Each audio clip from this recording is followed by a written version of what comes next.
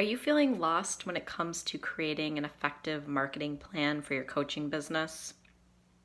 I know that this can be incredibly confusing when you're getting started to know where you should be focusing your time and attention and what actions you should be taking, especially since we are bombarded with information about all the different marketing tools that we could be using. So today I want to break down the marketing information and break it down into steps and let you know what is most important as far as focusing your time on to actually get results, which means clients and income coming into your coaching business. I'm Kristen Hartjes, and I am a transformational coach and business mentor for new health coaches, and I help new coaches confidently create a thriving business online. And so today I'm going to be walking through marketing. I'm going to be giving you some tips and tools. I'm going to be talking about the two areas of marketing, the two different areas that you really need to focus on to be getting those clients. So to get started, number one, marketing is an absolutely essential part of your business. And a lot of people get a little uneasy around marketing because they feel like they're being salesy or pushy. And I always say that the key to not be feeling salesy or pushy is to really know who your ideal client is and be really clear on your message so that you can be speaking directly to that person. So it goes from feeling like you're trying to talk people into needing your services or like why they should want to work with you, to knowing this is who I work with, this is what they're looking for. I'm going to let them know that I can help them with what it is that they're trying to accomplish. So then it's really communicating what it is that you have to offer as opposed to trying to be pushy or salesy. That's a huge thing. So in order to be growing our businesses, we need to be marketing all the time. So starting with that message and that ideal client, getting really clear there.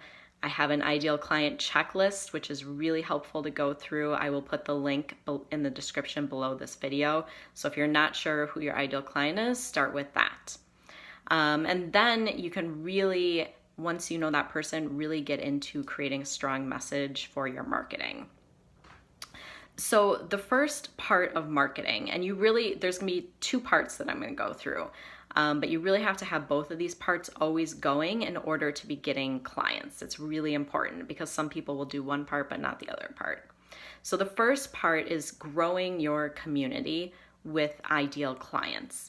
And you always have to be doing this. This means bringing in people who don't know about you yet. They haven't heard of you. So getting in front of new people. And this is something that you need to be doing all the time. And there's different methods for doing this. Some of the ones that I think are most effective are Facebook ads, if you're looking more online. If you're doing things in person, doing talks or workshops are really great. YouTube can be a great tool, but it takes a little while to build up a YouTube audience, so it's not like one of the quickest ways to do it. Facebook, Instagram, some of the other social media tools, people can be finding you, new people can be finding you, but you really have to get more into the strategy to get the new people finding you. Otherwise, it's really just your existing followers that are going to be seeing your content. So truly the biggest way is doing some paid marketing through Facebook ads or giving talks or in-person workshops or reaching out to your existing community and connections and getting people through referrals. So those are some of the bigger ways. Some other options are doing guest posts on people's websites who have a similar target market to you. So either doing like a guest blog, a guest video, a guest podcast, and having them star you or feature you on their website to their audience. That's helping you grow your audience by you being exposed to their audience as well. So you can always reach out to people who you maybe like or follow that might have a similar audience that you could ask if you can do a guest post there. So those are some of the biggest ways I would say as far as getting out in front of the new people.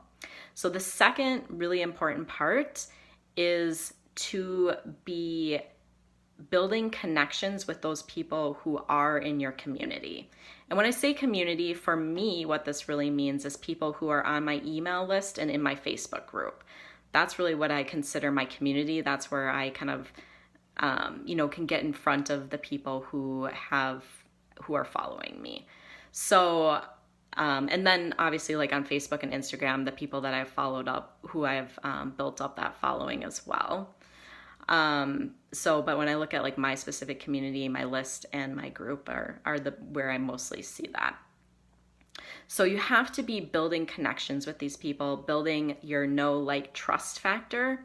So, this is the biggest thing. Some people are going to find you and they're going to want to work with you right away. And that's awesome. But a lot of people, they need to get to know you better and trust you and, get to like you before they're going to be interested in working with you. So how do you build those connections with those people? One of the very first things you can do is creating a sales funnel, which is looking at a series of emails that go out that really builds that connection with people.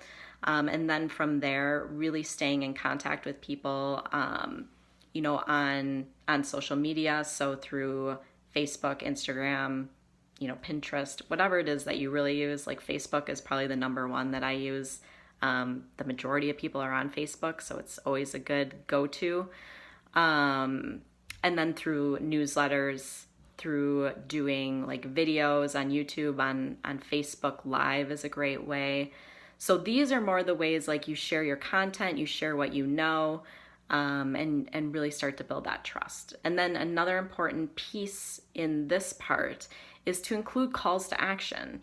So building interaction with people, either by asking questions and by letting them know that they can work with you, that you help people with this, that they can sign up for a free call with you, or they can sign up for a free training you have, or sign up for your free ebook or whatever your freebie is. So you really want to include calls to action at least a couple times a week on your social media so that you're letting people know, like, yes, I can help you. Because often people aren't just going to reach out to you randomly. You usually have to let them know, like, that I work with people and that I can help them, and actually call them into action of signing up to work with you. So those are the most important, things to really do when it comes to building connections with people. And never be worried about giving away too much free content, or giving away too much. Like, really, the more you can put out there, different people are seeing different pieces, but it really allows people to get to see you as the expert and see that you know what you're talking about, which is really important as well. So the two pieces, building the new people who are finding you, building the new connections, and then building the trust with the people who are already following you. You really want to have both of those pieces going all the time in order to be getting clients and income coming in your business consistently. Really important. So not to just focus on one, but to focus on both really at the same time. So I hope you found that helpful. I think it helps to break this down and know when you're doing marketing that there's these two different pieces to be focusing on, so that you can really bring it together, the whole process of actually getting clients. So if you have any questions about any of that, please let me know in the comments below. I'd be more than happy to help you out. And I hope you found that really helpful, and I will talk to you soon. Thanks.